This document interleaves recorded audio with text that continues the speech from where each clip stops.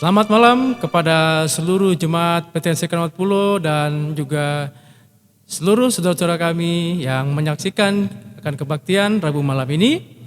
Walaupun kita masih di situasi pandemik, tetap kita mengucapkan bersyukur kepada Tuhan karena penyertaannya kepada kita sehingga kita masih diberikan izin untuk dapat menjalani kehidupan kita sehari-hari. Sebelum kita mulaikan kebaktian kita sama-sama undang Roh Kudus untuk hadir ke dalam kebaktian ini dengan berdoa dalam hati.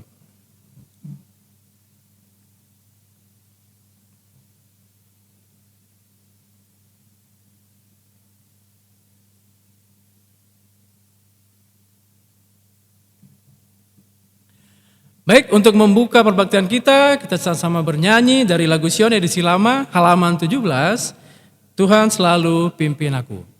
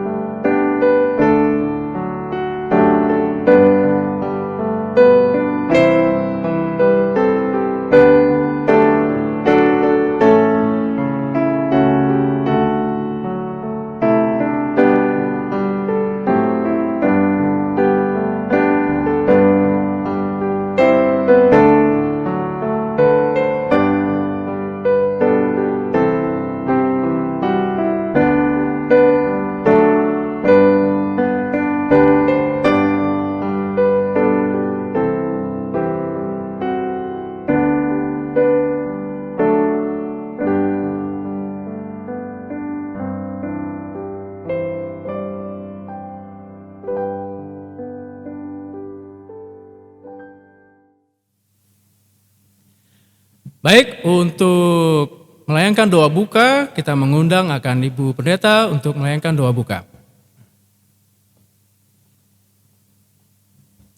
Kita sama-sama berdoa. Bapa yang baik, Bapa yang penuh kasih, kami bersyukur atas segala berkat dan kasih-Mu yang telah melindungi kami hingga saat ini ya Bapa. Kami masih berada dalam keadaan selamat dan dapat datang beribadah kepadamu. Kami memohon berkat Tuhan untuk ibadah kami pada malam hari ini, terlebih kepada Bapak Pendeta yang akan membawakan firman, urapi dia dengan Roh Kudus-Mu, sehingga firman yang dia bawakan akan menguatkan kami dan menuntun kami untuk setiap hari semakin dekat kepada Tuhan. Biarlah Tuhan menyertai kami selalu, meskipun di dalam situasi yang tidak menentu seperti sekarang. Dan kami berharap ini dapat segera berlalu ya Bapa, sehingga kami dapat beribadah lebih baik lagi kepadamu di masa yang akan datang. Ampuni ya Bapa segala dosa dan kekurangan kami. Kami mohon dalam nama Yesus, Tuhan dan Juru Selamat kami. Amin.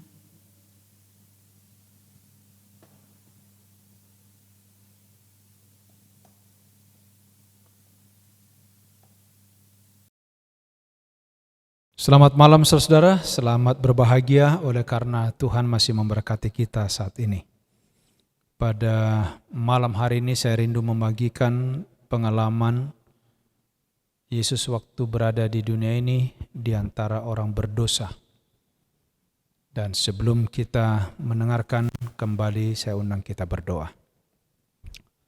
Bapa di sorga, kembali kami datang kepada Tuhan memohon berkat Rohul Kudus-Mu yang akan memimpin kami sehingga firman yang kami dengar boleh kami mengerti.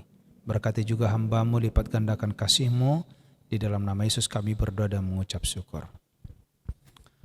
Saudara-saudara yang kasih dalam Tuhan, Yesus pernah diundang di satu pesta. Dan pesta itu adalah di rumah Simon. Jadi judul pekabaran ini Pesta di Rumah Simon. Simon orang Betania adalah salah seorang dari orang Farisi yang sedikit jumlahnya.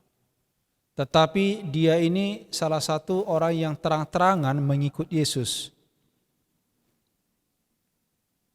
Yang mengikut kenapa? Karena dia belajar tentang Yesus, tapi persoalannya dia tidak terima Yesus sebagai juru selamat. Kenapa bisa Simon ini tertarik kepada Yesus? Rupanya Yesus telah menyembuhkan dia dari penyakit kustanya. Dan untuk menunjukkan rasa terima kasihnya, sukacitanya yang luar biasa, pada waktu Yesus berkunjung ke Betania untuk yang terakhir, dia mengadakan pesta kepada juru selamat dan murid-murid ini. Dan pesta ini tentu mengumpulkan banyak orang Yahudi sehingga terjadi kesibukan pada waktu itu di Yerusalem. Pada waktu itu hadir juga Lazarus yang baru dibangkitkan. Dan mereka menunggu, mengharapkan Lazarus bercerita, tetapi Lazarus diam. Mereka heran karena Lazarus tidak mau berbicara pada saat itu. Tetapi kitab suci berkata begini, Pengkhotbah 9 ayat 5 dan 6. Orang mati tidak tahu apa-apa. Baik kasih mereka maupun kebencian dan kecemburuan mereka sudah lama hilang. Saudara-saudaraku yang kasih dalam Tuhan, sebenarnya pada waktu Lazarus hadir, mereka ingin tahu apa yang dirasakan Lazarus waktu ada di dalam kubur. Tapi Lazarus diam, namun Pengkhotbah 9 ayat 5-6 katakan, sesungguhnya orang mati tidak tahu apa-apa. Jadi Lazarus waktu di kubur itu nggak tahu apa-apa. Nggak ada kasih di sana, nggak ada kecemburuan, jadi nggak usah takut kalau lewat kuburan ketemu sama orang yang mungkin waktu hidupnya ya orangnya yang mengerikan atau itu musuh saudara. Tidak ada lagi saudara, dia adalah debu dan tanah setelah dalam kubur. Tetapi ada satu kesaksian yang datang dari Lazarus tentang pekerjaan Kristus. Kebangkitan dari Lazarus menjadi pernyataan bahwa Yesus adalah anak Allah. Saudara-saudara kasih, laporan disampaikan ke Yerusalem oleh para pengunjung menjadi gempar pada waktu itu. Dan banyak orang yang ingin melihat Yesus. Saudara-saudara yang kasih, imam-imam dan para penghulu melihat pengaruh ini justru memuncak amarah mereka. Mereka makin marah kepada Yesus. Kenapa? Karena sekarang orang banyak yang tadinya datang kepada para ahli Taurat ini para imam-imam ini sekarang beralih kepada Yesus. Ketenaran mereka menjadi redup. Penghasilan mereka menjadi berkurang. Sekarang yang tinggal di Yerusalem sedang harap-harap cemas menunggu agar Yesus datang. Kenapa? Karena dalam beberapa kali peristiwa mereka menunggu Yesus tapi Yesus tidak muncul, sehingga rencana mereka gagal untuk membunuh Dia. Menunjukkan bahwa mereka itu sudah sangat mengharapkan kehadiran Yesus di Yerusalem. Ya. Mereka bertanya, bagaimana pendapatmu?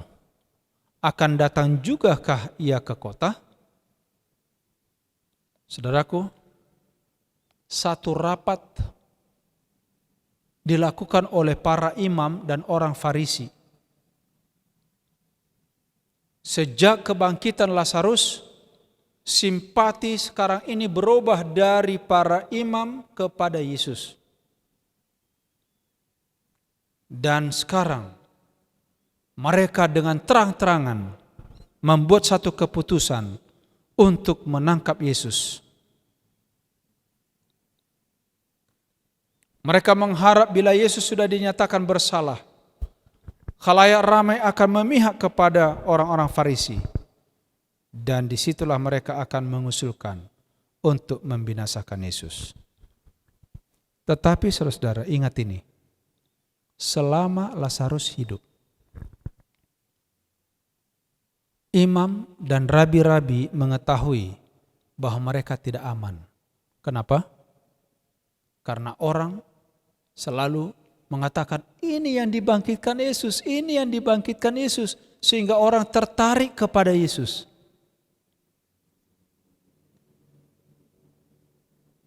Pada waktu saya baca ini, tulisan inspirasi yang berikut ini, saudara, saya merinding. Kenapa? Demi memangsa Yesus.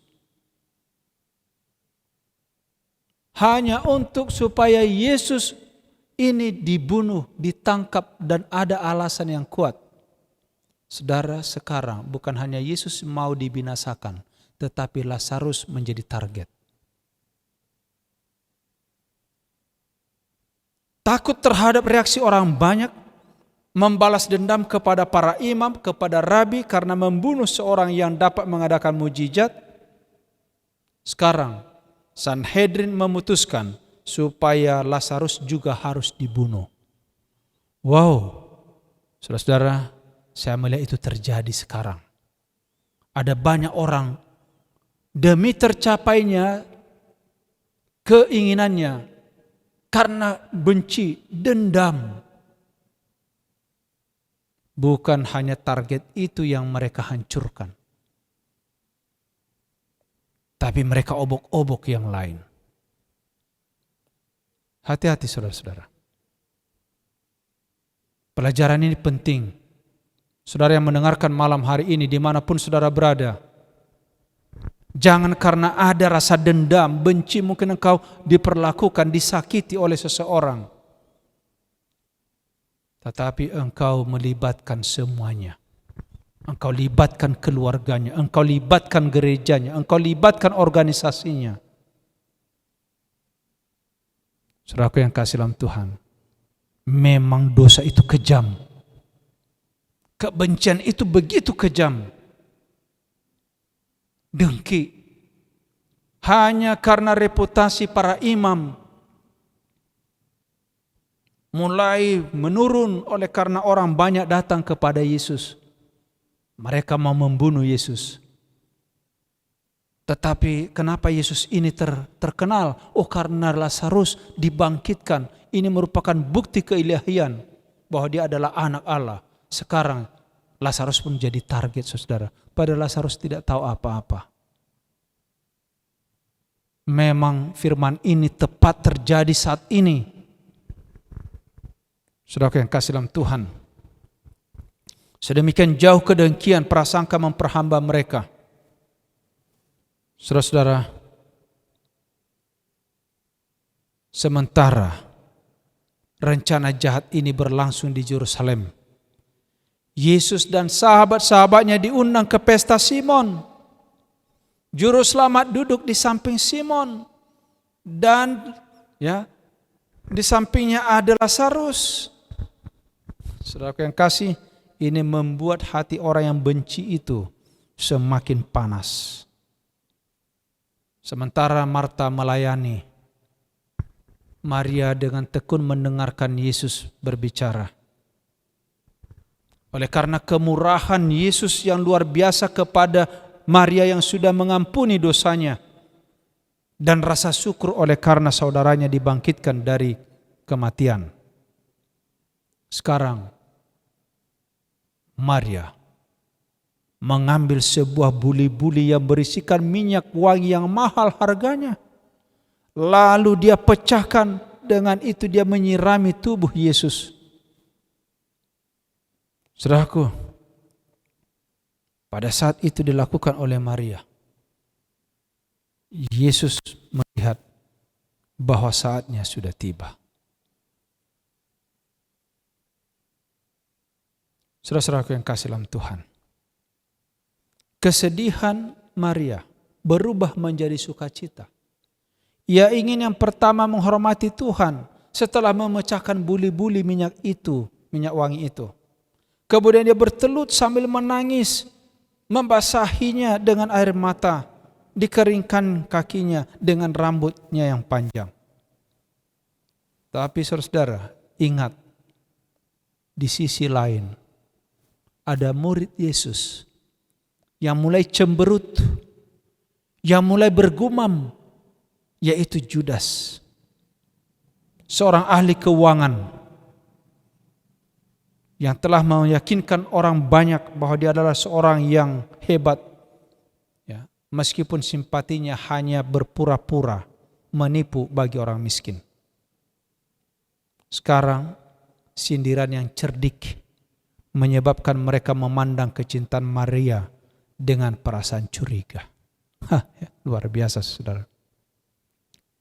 Mulai disuntikkan kepada orang banyak yang melihat peristiwa itu, bahwa Maria melakukan hal yang tidak baik. Sekarang Judas melihat itu dengan tidak senang. Gantinya menunggu apa yang dikatakan Yesus tentang hal ini. Dia mulai membisikkan keluhannya kepada mereka yang di dekatnya. Mereka mulai menyalahkan Yesus karena pemborosan ini.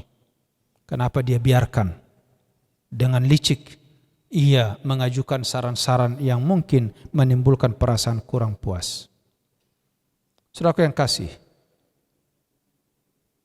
Judas di dalam benaknya, karena ini sudah menjadi kebiasaannya, dia mau mengambil uang itu. Kalau itu dijual, dipersembahkan, karena dia bendahara, dia dengan sembunyi menggunakan sendiri. Ini kebiasaan Judas, yang menaruh ke dalam pundi-pundi segala sesuatu yang diperolehnya. Tetapi perbuatan Maria sekarang mempermalukan Judas.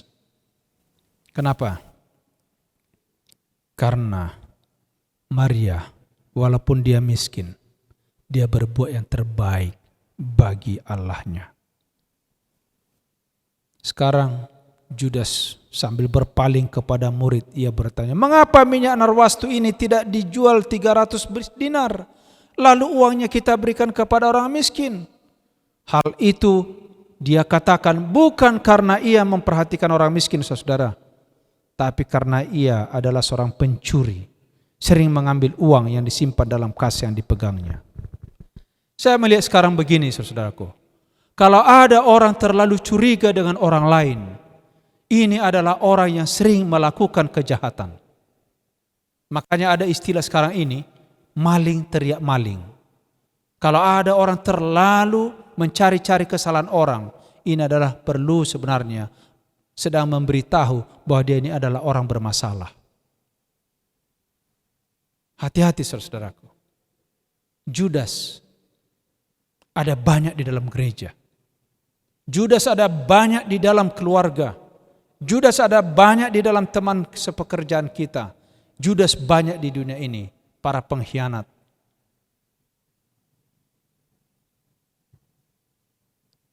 Seolah-olah orang baik, menyuntikkan kata-kata yang bisa memikat orang lain, tetapi jauh di benak hatinya ada maksud yang lain. Saudara yang kasih dalam Tuhan, peristiwa itu membuat Maria hatinya menjadi berdebar-debar mendengarkan kritikan daripada Judas. Ia takut jangan-jangan saudaranya perempuan akan menyalahkan dia karena pemborosan itu. Dan yang lebih dia takutkan, jangan-jangan juga Yesus ikut untuk mempersalahkan dia. Tetapi ingat saudara, suara Tuhan datang terdengar. Biarkanlah dia, mengapa kamu menyusahkan dia? Ia mengetahui bahwa dalam perbuatan ini perempuan itu telah menyatakan rasa terima kasih karena keampunan dosa, dan ia membawa kelegaan ke dalam pikirannya. Sambil menyaringkan suaranya lebih keras daripada persungutan yang kritis itu, Yesus berkata, wanita ini telah melakukan suatu perbuatan yang baik kepadaku. Orang-orang miskin selalu ada padamu, dan kamu dapat menolong mereka bila mana kamu menghadapinya. Tapi aku tidak akan selalu bersama dengan kamu. Maria telah melakukan apa yang dapat dilakukannya. Tubuhku telah diminyakinya sebagai persiapan untuk penguburanku. Oh, luar biasa. Saudaraku yang kasih dalam Tuhan, ketika buli-buli itu dipecahkan, bau yang luar biasa, yang semerbak, yang wangi memenuhi rumah itu. Demikianlah juga Kristus yang harus mati, yang membawa keharuman kepada dunia ini. Efesus 5 ayat 2 firman Tuhan, juga telah mengasihi kamu dan telah menyerahkan dirinya untuk kita sebagai persembahan dan korban yang harum bagi Allah. Sesungguhnya aku berkata kepadamu, Kristus mengatakan, di mana saja Injil itu diberitakan di seluruh dunia, apa yang dilakukan wanita ini akan mengingatkan dia. Saudara-saudara yang kasih dalam Tuhan, Yesus membaca motif setiap orang. Yesus mengetahui setiap perbuatan. Sebenarnya Yesus dapat membeberkan saat itu dosa isi hati daripada Judas. Kepura-puraan yang kosong di atas pengkhianatan. Tetapi Yesus tidak melakukan itu, saudara. Saudaraku, ingat, tidak baik membeberkan kejahatan orang. Yesus tidak mau lakukan itu. Kalau engkau pengikut Yesus mulai hari ini, engkau dengar firman ini, jangan biasakan membeberkan dosa-dosa pribadi orang. Saudara, juru selamat tidak mencerca Judas. Bahkan sebenarnya memberikan peluang untuk memberi maaf kepada pengkhianatannya. Orang jahat kalau dinasihati bukan makin baik memang. Justru kalau orang jahat diingatkan makin sakit hati, makin garang, makin ganas. Makanya saya biasakan sekarang saudaraku, kalau ada WA group saya diundang, sudah mulai membicarakan hal-hal yang aneh dan sebagainya, saya tidak pernah komentar. Karena makin dinasihati, dikomentari, makin panas, makin runyam, makin ganas. Padahal mengaku orang Kristen, orang-orang yang mempunyai jabatan yang baik. Saudaraku yang kasih, malam hari ini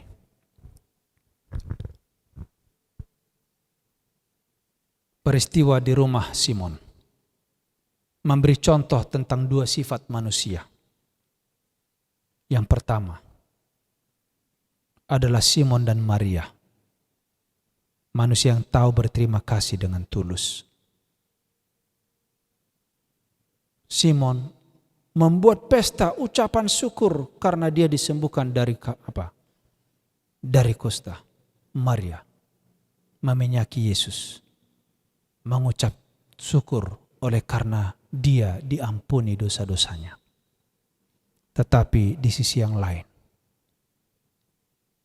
adalah manusia pura-pura baik, manusia yang hatinya jahat, manusia pengkhianat. Siapa itu? Judas. Bicaranya seperti seorang yang suka menolong. Luar biasa saudara.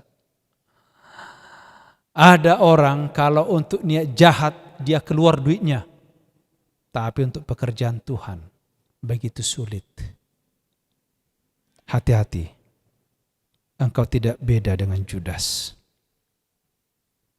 1 Korintus 2 ayat 10 firman Tuhan katakan, karena kepada kita Allah telah menyatakannya oleh Roh, sebab Roh menyelidiki segala sesuatu, bahkan hal-hal yang tersembunyi di dalam diri Allah.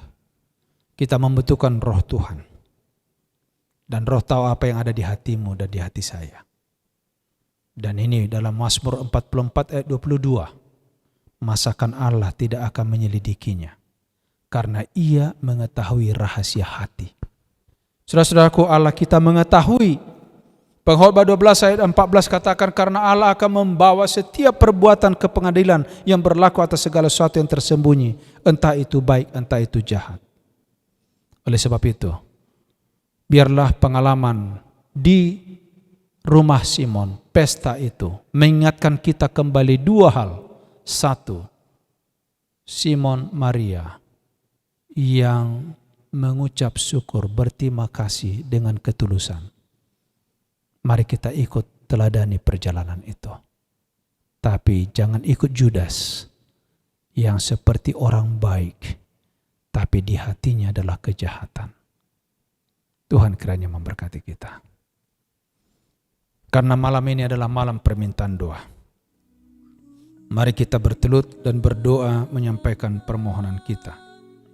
Dan nanti saya akan berikan waktu juga kepada saudara untuk berdoa bersama-sama.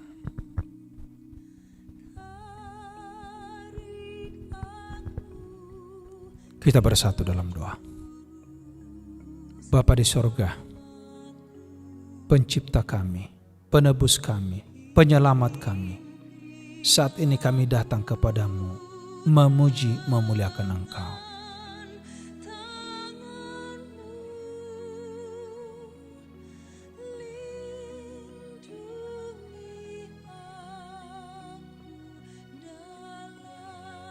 Saat ini kami mau datang kepada Tuhan karena kami manusia berdosa, kami manusia lemah. Tapi Engkau adalah Allah yang maha adil dan maha mengasihi. Dengarlah pengakuan dan permohonan maaf kami ya Tuhan.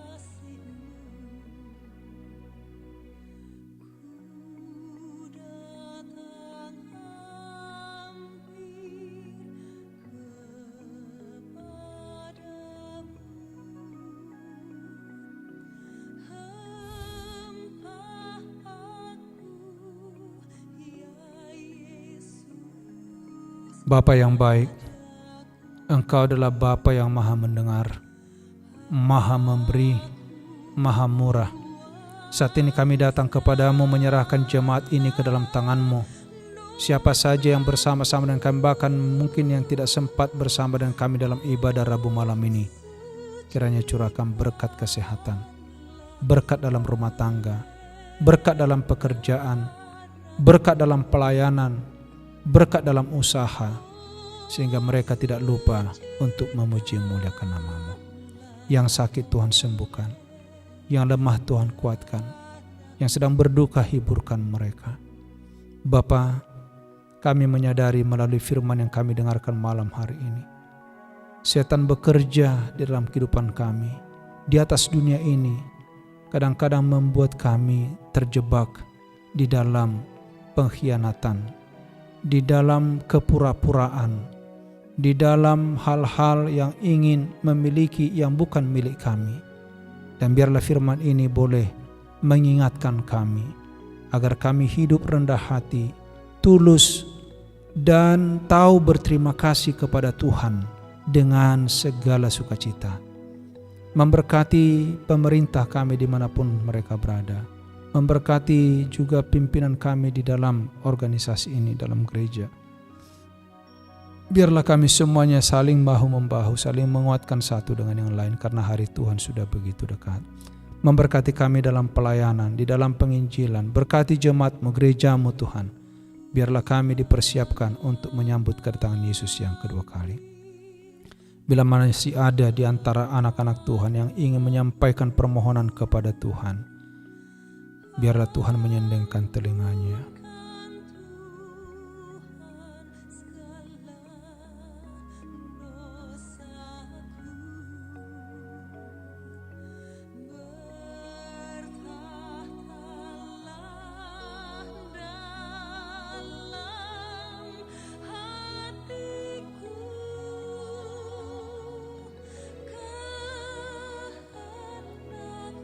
Terima kasih Bapa atas segala kebaikan-Mu.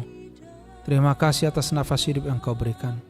Terima kasih atas rumah tangga, pekerjaan, usaha yang Tuhan percayakan. Dan sekali lagi, Engkaulah yang menyempurnakan doa-doa permohonan kami, agar kami layak di hadapan Tuhan dan kami dipenuhi dengan sukacita.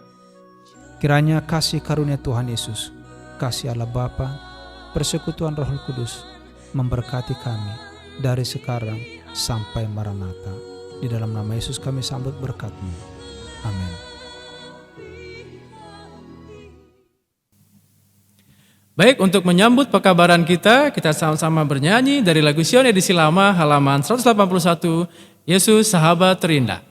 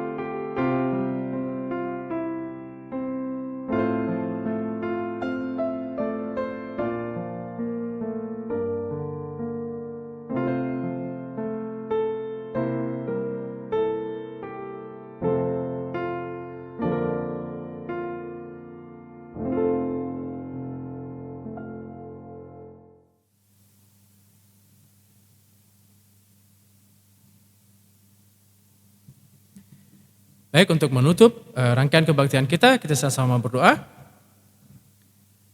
Tuhan Allah Bapa kami di surga, dikuduskan nama Bapa. Terima kasih Tuhan atas penyertaan-Mu dari awal kebaktian Rabu malam ini sehingga akhir dari kebaktian Rabu malam ini. Kami telah mendengarkan perkabaran yang begitu indah yang dibawakan oleh hamba-Mu, Pendeta Zai. Biarlah kami dapat selalu bersedia untuk menantikan kedatangan-Mu dengan sukacita ya Bapa, sehingga di saat Engkau datang nanti kami akan dapat menyambut dengan sukacita dan Engkau akan menjemput kami satu persatu untuk masuk ke dalam bahtera-Mu, surga-Mu ya Bapa. Dan biarlah kiranya Engkau berkati kami selama masih di situasi pandemi ini, jaga kami selalu ya Bapa. Jauhkan kami dari segala mara bahaya, jauhkan kami dari segala yang jahat.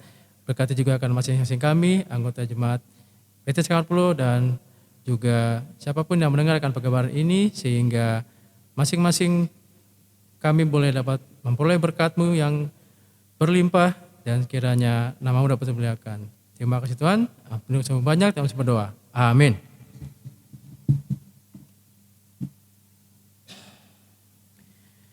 Baik, kebaktian kita telah selesai dan terima kasih bagi yang sudah menyaksikan akan kebaktian ini. Sampai jumpa pada kebaktian hari Sabat besok.